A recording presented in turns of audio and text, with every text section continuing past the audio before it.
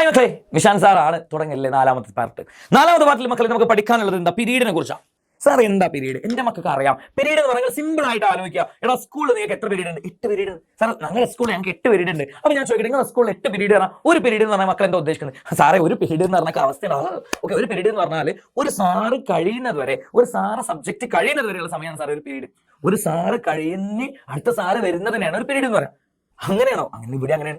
എടാ, ഒരു oscillation, the time taken four complete one oscillation, ഒരു ഓസിലേഷൻ കഴിയാൻ എടുക്കുന്ന സമയമാണ് ഒരു പീരീഡ്. എന്താണ് the time taken four complete one oscillation? ഒരു ഓസിലേഷൻ കഴിയാൻ എടുക്കുന്ന സമയത്തിന് വിളിക്കുന്ന പേരാണ് എന്താണ് പീരീഡ് എന്ന് പറയുന്നത്. അതിന് സിമ്പിൾ എന്താണ്? ടി ആണ്. സിമ്പിൾ എന്താണ്? ടി ആണ്. ക്യാപിറ്റൽ ടി ആണ്. സിമ്പിൾ എന്താണ്? ക്യാപിറ്റൽ ടി ആണ്. അതിന് യൂണിറ്റ് എന്താ? സെക്കൻഡ്. അങ്ങനെ സാർ സെക്കൻഡ് ടൈം അല്ലേ? അതിന് പീരീഡ് എന്ന് വിളിക്കുന്നുണ്ടെങ്കിലും എന്റെ മക്കളെ മനസ്സിൽ എന്തുണ്ടാവുന്ന ടൈം പീരീഡ് എന്നുള്ള അതിന്റെ ഫുൾ നെയിം ഷോർട്ടാക്കി വിളിക്കുകയാണ്. 10ാം ക്ലാസ് കുട്ടികളല്ലേ, ചെറുതായിട്ട് പഠിച്ചോട്ടെ വിചാരിച്ചിട്ടാ. ഓക്കെ, എന്താ മലയാളത്തിൽ നോക്കണം. ഒരു ദ്വാലനത്തിന് ആവശ്യമായ സമയത്തിനെ നമ്മൾ എന്ത് വിളിക്കുക? പീരീഡ് എന്ന് പറയാം. ഒരു ദ്വാലനത്തിന് ആവശ്യമായ സമയം. അതിനെ സൂചിപ്പിക്കുന്ന ലെറ്റർ ഏതാ? ക്യാപിറ്റൽ ടി ആണ്. പിന്നെ അതിന്റെ പീരീഡ് അളക്കുന്ന യൂണിറ്റ് ഏതാണ്? സെക്കൻഡ് ആണെന്ന് ഓർത്ത് വെക്കണം. ഓക്കെ, ഇതിന് ഇക്വേഷനിലേക്ക് പോകാം മക്കളെ.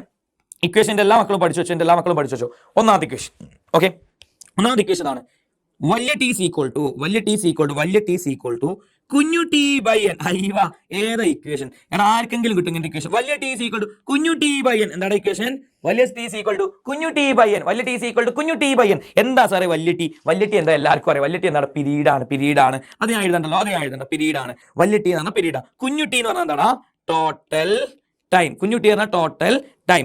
എൻ എന്ന് പറഞ്ഞാൽ നമ്പർ ഓഫ് ഓസിലേഷൻ. അതായത് ടോട്ടൽ ടൈം എന്ന് പറഞ്ഞാൽ ആകെ സമയം. ഓക്കെ, നമ്പർ ഓഫ് ഓസിലേഷൻ എന്ന് പറഞ്ഞാലോ ദോലനങ്ങളുടെ